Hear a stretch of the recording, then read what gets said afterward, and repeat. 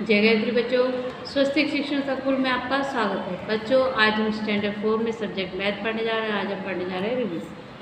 ठीक है, तो बच्चों आपने देखा हमारा पहला पार्ट है ईंट। क्या है?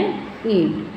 तो बच्चों ईंट, जैसे आपने ईंट के नाम से मालूम पड़ रहा है ईंट, तो ईंट आपको मालूम पड़ जाती है। हाँ, ईंट इसे बोलते हैं। ठीक है, उससे संबंधित बच्चों आपने देखा होगा ईंट।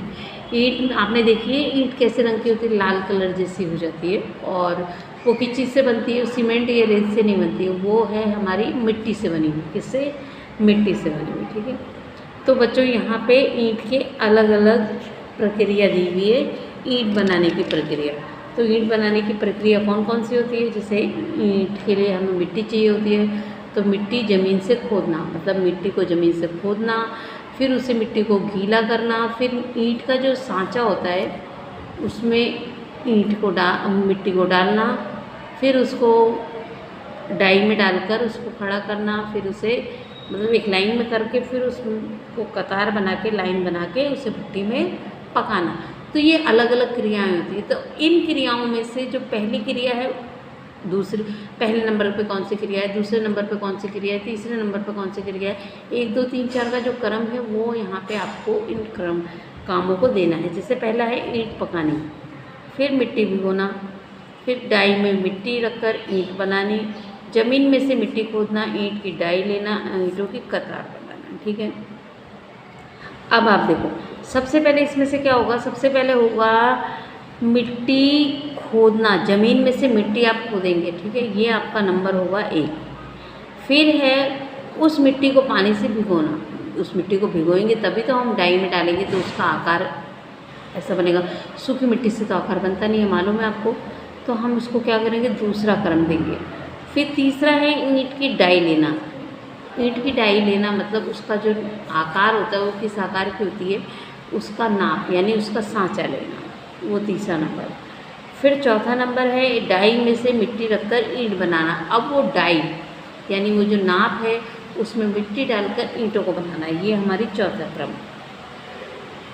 फिर पांचवा क्रम आपका हमारा आता है ईंटों की कतार बनना। फिर हम डाई ले लिया, फिर हम क्या करेंगे? उन ईंटों की कतार बनाएंगे। क्या करेंगे? इनकी कतार बनाएंगे। ठीक है, फिर उसको लास्ट में आएगा आपका ईंटों को पकाना। क्या आएगा? ईंटों को पकाना। फिर ठीक है, फिर उसके बाद में यहाँ पे आगे के चैप्टर में आपने देखा, आगे में आपने देखा बच्चों कि लंबा और छोटा, यानी हम यहाँ पे लंबाई और को डाल।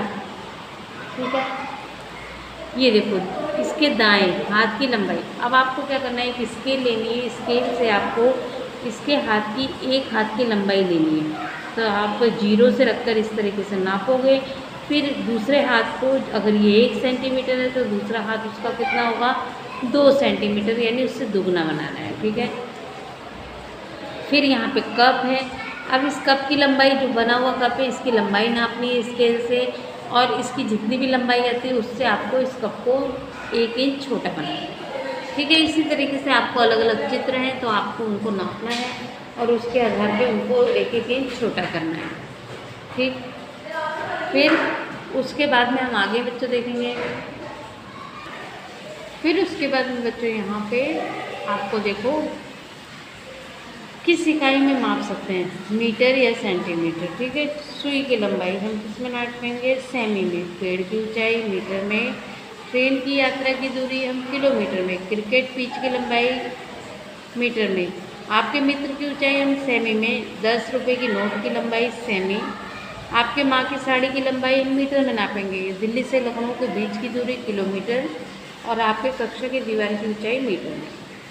फिर है रिक्त स्थानों की पूर्ति। यहाँ पे हमने डायरेक्ट गुणा और मतलब इसको अलग अलग करना है खाली। 7 मीटर 24 सेमी यानी 724 सेमी। 563 सेमी यानी 5 मीटर 63 सेमी। 5800 सेमी यानी 58 मीटर। 8 मीटर 40 सेमी 840 सेमी। 6 मीटर 5 सेमी 605 सेमी। 303 मीटर 40 सेमी यानी 340 सेमी। फिर उसके बाद में यहाँ पे बच्चों आगे ईंट की भुजा। अब आपकी ईंट की भुजा ये शेप कैसा होता है, ईंट को आपको ने देखा है तो क्या होगा, आयताकार। कैसा होता है, आयताकार। ईंट की कुल कितनी भुजाएं होती हैं, तो हमारे उसमें आठ कितनी भुजाएं होंगी, 6 भुजाएं। ईंट का आकार कैसा होता है,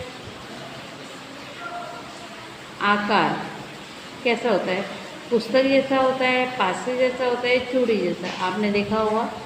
तो वो होती है हमारी पुस्तक जैसी, ठीक है। फिर आयताकार यानी रेक्टेंगल की भुजाएं कितनी होती हैं, 4 भुजाएं। फिर 1,00,000 रुपये को अंकों में लिखो, तो इस तरीके से हम 1,00,000 रुपये को लिखते हैं, ठीक है। 5 जीरो होते हैं उसमें। यदि एक ईंट का मूल्य 1 रुपये हो तो 500 ईंटों का मूल्य कितना होगा। एक ईंट आपकी 1 रुपये की हो रही है तो 500 ईंट कितने की होगी, 500 रुपये की। फिर यदि एक ईंट का मूल्य 2 रुपये हो तो 1000 ईंटों के कितने होंगे। अगर एक ईंट 2 रुपये की हो तो 1000 ईंटों के कितने की आएंगी, 2000 की।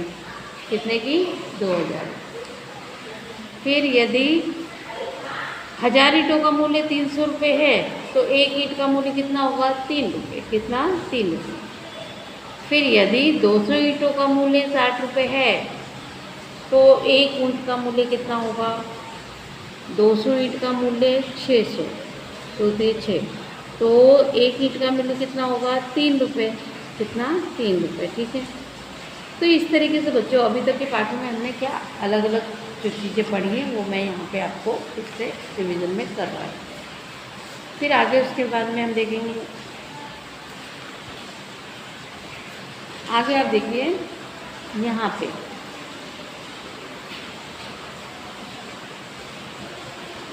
आप यहाँ पे सही विकल्पों में से उचित विकल्प चुनें। लंबी दूरी यानी लंबी दूरी हम किस में मापते हैं, तो हम उसको मापते हैं किमी में। किसमें, किमी में। लंबाई की इकाई क्या है बच्चों, मीटर। क्या है, मीटर। फिर 1 किमी बराबर कितने मीटर, 1 किमी बराबर कितने मीटर होता है बच्चों, 1 किमी बराबर होता है 1000 मीटर। कितने, 1000 मीटर। फिर इस तरीके से पेंसिल, रबर, शॉर्पनर इत्यादि की लंबाई किस में नापी जाएगी, तो वो हमारी नापी जाएगी सेमी में। कितने में, सेमी में, ठीक है। आपको मालूम पड़ रहा है किस तरीके से अलग अलग चीज़ों की लंबाई अलग अलग चीज़ों में मापी जाती है। फिर यहाँ पे जैसे आपको दिया हुआ है कि 7 मीटर और 25 सेमी प्लस 2 मीटर 75 सेमी, तो आप उसका उत्तर कितना आएगा, तो मीटर से मीटर को जोड़ देते हैं, सेमी को सेमी से जोड़ देते हैं, तो ये हमारा कितना हो जाएगा, यानी 10 मीटर। फिर छठा 25 मीटर 75 सेमी यानी 15 मीटर, इसमें सेमी को घटाना है, तो आप इसको डायरेक्ट वैसे भी घटा सकते हो और लिख कर भी घटाव कर सकते हो, ठीक है। तो यहाँ पे बच्चों आपने अलग अलग चीज़ों जो भी मैंने आप तक करवाया आपको वो सिखाया। तो आज की वीडियो के लिए इतने बच्चों, जय गायत्री।